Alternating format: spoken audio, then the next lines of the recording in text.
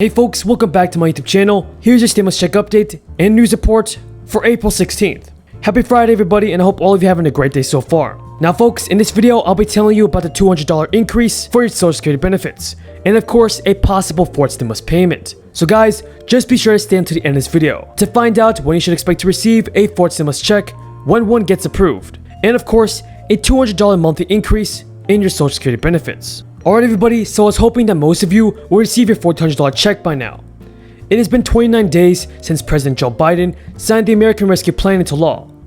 That plan was supposed to deliver the third stimulus check payments to eligible Americans very fast. But many of you guys have now received a stimulus check. It is so outrageous that so many of you guys are still missing out on the money that you so desperately need. According to the IRS, millions of stimulus checks were sent out this week as part of the fifth batch of stimulus checks. As of right now, the IRS says there has been 159 million stimulus payments dispersed already, and all those payments equal to about $376 billion. This past Wednesday, the IRS stated that nearly 850,000 payments were sent to people who previously didn't have information on file at the IRS. For example, if the IRS did not have your banking information on file, you may have had to file a tax return in order to receive a stimulus. The IRS also announced that over 320,000 stimulus payments went to the people that are on VA benefits, who receive compensation and pension benefit programs. Everybody, the IRS should focus on sending out third stimulus payments to everyone who has not received one yet. The IRS also says that more than 700,000 Americans will receive a supplemental stimulus payment this week, as the IRS continues to process 2020 tax returns. If you were expecting a larger stimulus check based on your 2020 tax returns, you should be receiving a plus up payment very soon, everybody. Now everybody, here's what we have to know about your Social Security benefits. Now folks, Senate Democrats have also unveiled a plan to increase monthly Social Security benefits, Veterans Assistance, and Supplemental Security Income benefits by $200 a month, which could further add to a stimulus bill that is now estimated to cost between $1.3 trillion and $1.4 trillion. Now Senate Minority Leader Chuck Schumer and Senator Elizabeth Warren in calling for expanded benefits to be added to the Phase 3 stimulus bill. The additional benefits, which will last through the end of 2021, would give seniors, veterans, and people with disabilities an extra $4,000 over the next 2 years. Elizabeth Warren said increasing Social Security benefits would get money directly to millions of people quickly. And there's also a new bill called the Emergency Social Security Benefits Improvement Act. Although this bill hasn't been approved, it will provide a 2% across-the-board increase in Social Security benefits for 64 million people, increase the threshold for the special minimum benefit to 125% of the federal poverty level, and reduce taxes on benefits for low and middle income individuals and families. Chuck Schumer said in a statement that immediately increasing Social Security benefits would put money in the pockets of seniors, veterans, and people with disabilities. Time and again, prominent Democrats show they're no longer content to work within the ground rules and norms of our institutions, but prefer to threaten the institutions themselves. We've seen it in presidential elections. When Democrats say our democracy is sacrosanct when they win, but illegitimate and broken if Republicans win. We've seen it with the Senate's rules. The Democrats just spent 4 years not only praising but using the legislative filibuster. But now that they hold the majority, they say it's actually been intrinsically evil all along and must be scrapped. We're seeing it right now with voting regulations, where the mere fact that sometimes Republicans win elections has Democrats wanting to rewrite all 50 states' election laws right here in Washington and turn the Federal Election Commission into a partisan body. And then there's the judiciary.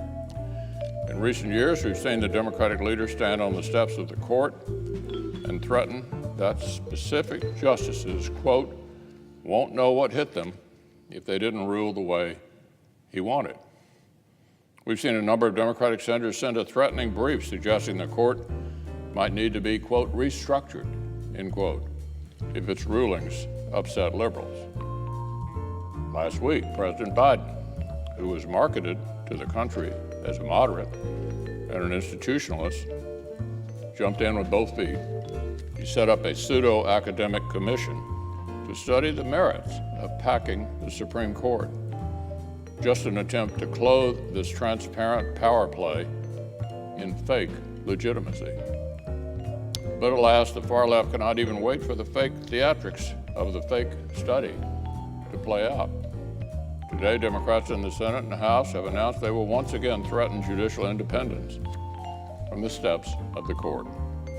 They're introducing a bill to add 4 new seats to the Supreme Court so that Democrats can pack the court, destroy its legitimacy, and guarantee the rulings that liberals want.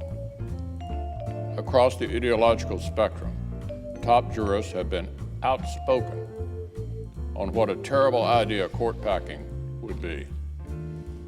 The late liberal icon, Ruth Bader Ginsburg, explicitly warned against court packing, saying, quote, "If anything would make the court appear partisan, it would be that. 9 seems to be a good number."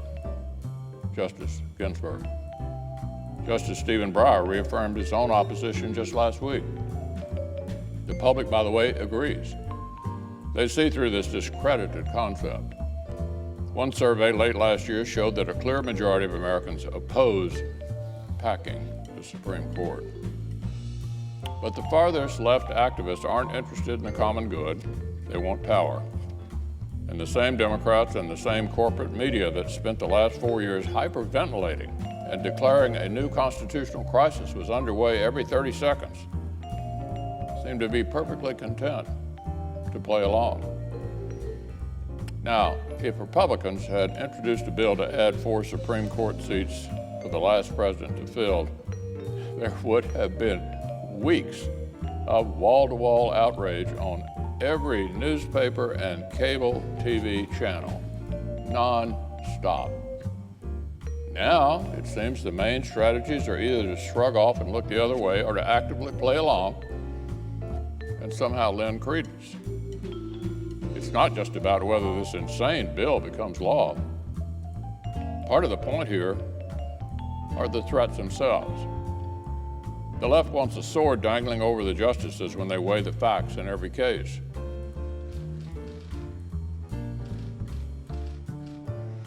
Thank you, Isabel. What you and your staff have done continues to be acts of heroism. It's heroic. The care you provide makes it possible for parents to work knowing that their children are safe and that they're loved. It's an incredible gift that you give. So thank you, and to all the child care providers. So today we are announcing the single largest investment in child care in our nation's history. Thank you for watching, everybody. I truly appreciate everyone's amazing support. Until next time, have a great day and stay safe.